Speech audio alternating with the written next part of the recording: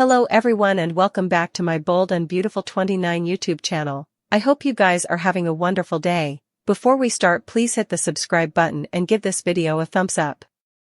Taylor is over the moon about her engagement and ready to start planning her marriage day with Ridge. She might want to check in with the bachelor and see if he's having alternate studies before she books the venue. Taylor allured Ridge to a romantic regale and popped the question. She indeed brought along her own engagement ring for the big moment. Ridge said yes, and agreed to marry Taylor, but did he really have any other option? High's ex-wife would have been devastated if she put that important work into an offer, and he didn't accept. Nick witnessed the entire engagement and contended to tell Brooke that Ridge is getting wedded.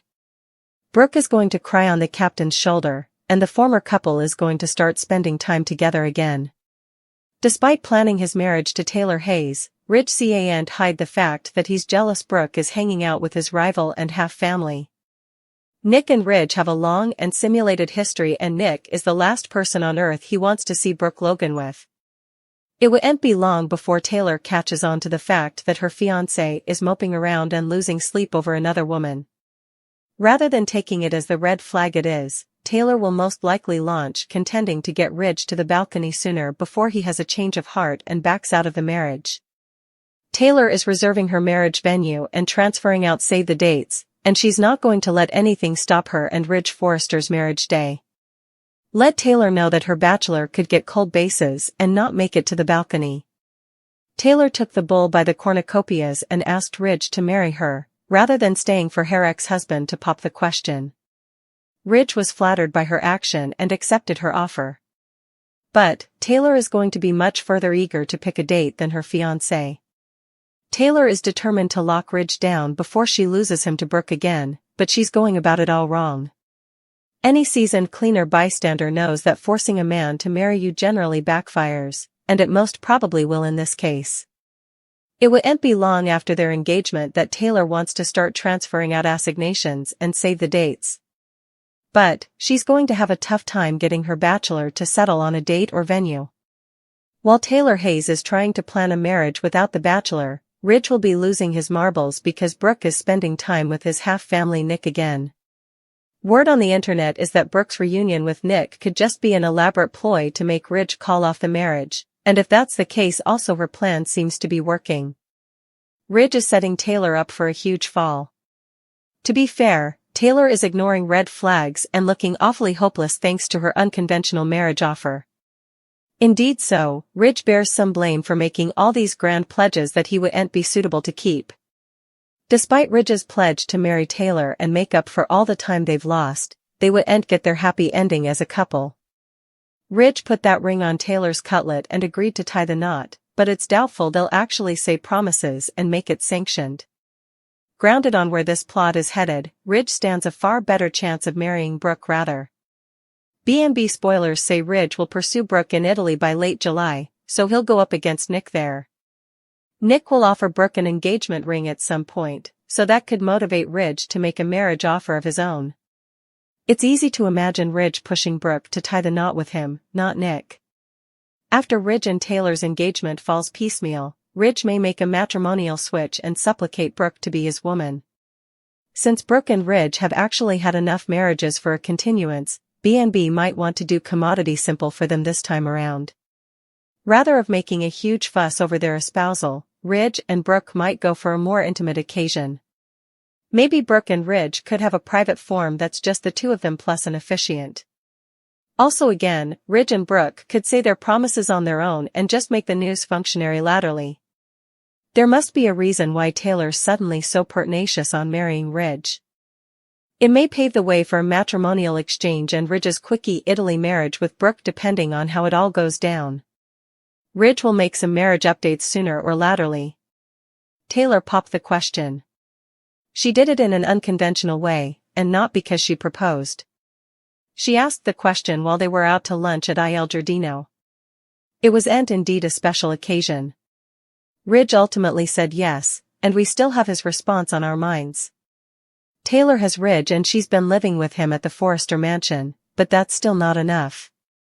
She wants to feel secure in their relationship with him, especially since he lately had sparks with Brooke at the fashion show. The world can't stop buzzing about the looker and their apparent chemistry. Taylor asked him to be her hubby.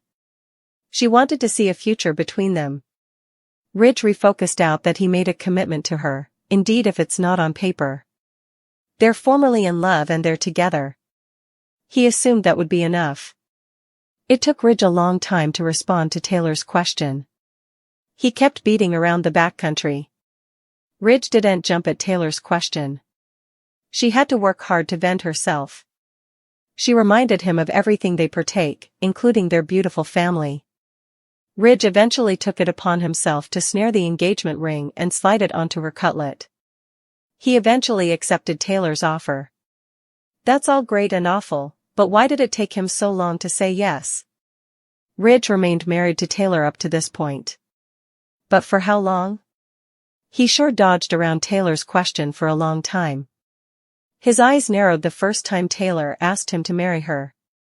Ridge wanted to know why she suddenly had marriage on the brain. His recent conduct could be the reason why. Ridge has been storming ever since Nick returned to city. He doesn't like seeing him around his former honey, Brooke.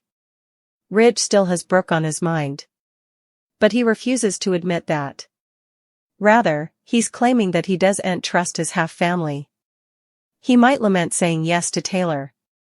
She could be headed back half across the world with heartache. He could end up with cold bases and realize that he's still in love with Brooke. Well, it's Brooke that he wants. Nick returned triumphantly and with a charge. He asked Brooke and kissed her just a many twinkles into their discussion. We wonder if he came a terrible kisser because Brooke still has Ridge on her mind. She's determined to get him back, which has suckers screaming no. Brooke acted like a snip when she spoke to Katie about Nick's return. She indeed dished that they kissed. Brooke recalled when Nick told her that she deserves better than Ridge. Yet, she's still holding out stopgap that her fortune will come back to her. No bone. Has given her a reality check. Indeed Katie had an unforeseen change of heart, indeed though she's no way been fond of Ridge. She called him a stage-up Joe who's married. Are we talking about the same Ridge who's been going back and forth between two women for over 30 times? Katie should have encouraged Brooke to choose Nick rather. Observers are reeling from Brooke's disclosure. She's still holding out stopgap for a bridge reunion indeed though she has a man who wants her, and her only. Alva declared that Brooke needs to drop Ridge. She should get a wake-up call and realize that he doesn't want her. However, he'd go running back to her, if he did. But Ridge argued that he's remaining committed to Taylor. Alva still hasn't forgotten about the cruel effects that Ridge said about Brooke and her son, Hope, during the Forrester Creations preemption. That was just 6 months agone. Those words should have cut deep. But in Brooke's mind, she thinks Ridge is a good man. We still haven't gotten over Ridge's choice words about Hope, and neither has Alva. It's time to end the triangle, formally and for all. Brooke deserves a better man who'll completely commit himself to her. Nick and Brooke are at Forrester Creations. He strokes her face and kisses her. They're winded after their kiss and gawk into each other's eyes. Ridge and Taylor are at the Forrester manse. He kisses her but she wants to know how he feels about Brooke. Ridge says he just spoke to Brooke, who made yet another play for her fortune. Ridge admits he's always going to watch about Brooke but is now in love with her. He promises his future is with her. Steffi is talking to Hayes about the art program. Liam and Finn are across the room. Liam says nothing other than death terrifies him further than Steffi and the kiddies being in jeopardy. Finn says he has the situation under control, but Liam thinks she's a legal trouble who'll be veritably delicate to stop. Liam asks if he has any kind of plan once he's dead and gone. Out east, Luna gapes at Hayes and Steffi. Finn promises to keep Steffi and the kiddies safe when she approaches. They say they're talking about Luna, and all Liam can suppose about is their innocent children and the brewing trouble of which they're ignorant.